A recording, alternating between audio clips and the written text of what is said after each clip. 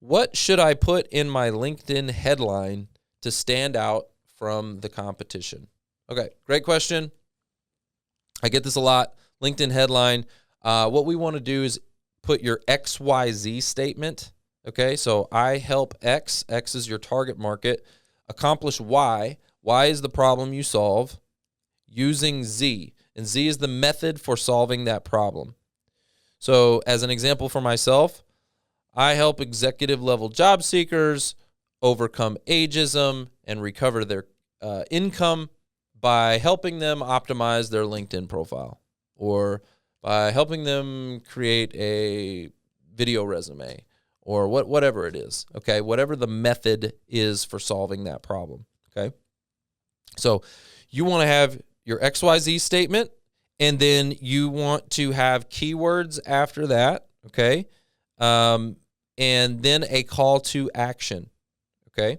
So XYZ statement, a few keywords, call to action, okay?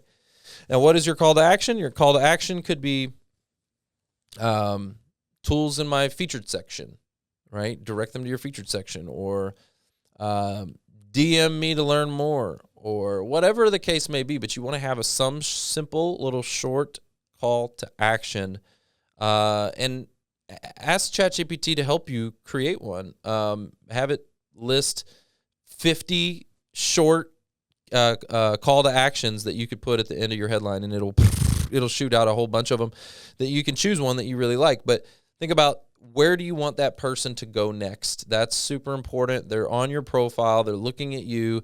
They identify with the problem you solve, and they're like, oh, cool, I want to talk with Susan. And yeah, what do you want them to do next? Do you want them to DM you? Do you want them to email you? Do you want them to call you? What do you want them to do? Okay, think about that.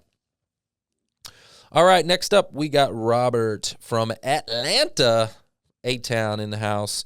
All right, how do you use video content on LinkedIn effectively without looking awkward or unprofessional? What a phenomenal question.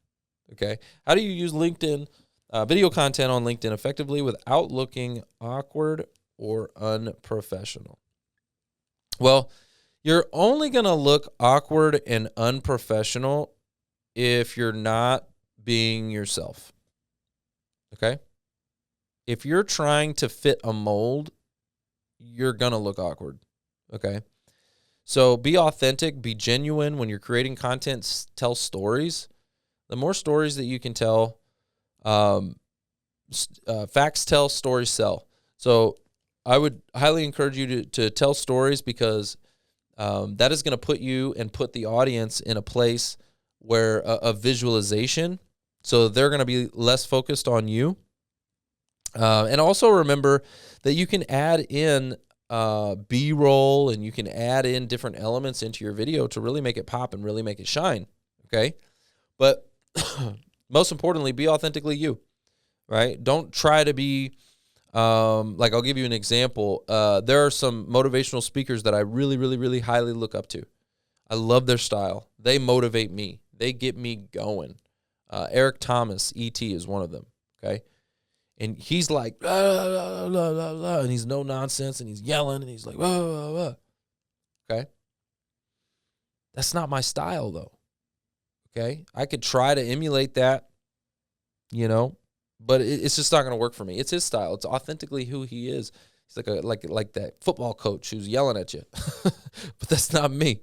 All right. So anyways, be authentically you. This will help you to not look as awkward and to also stay professional.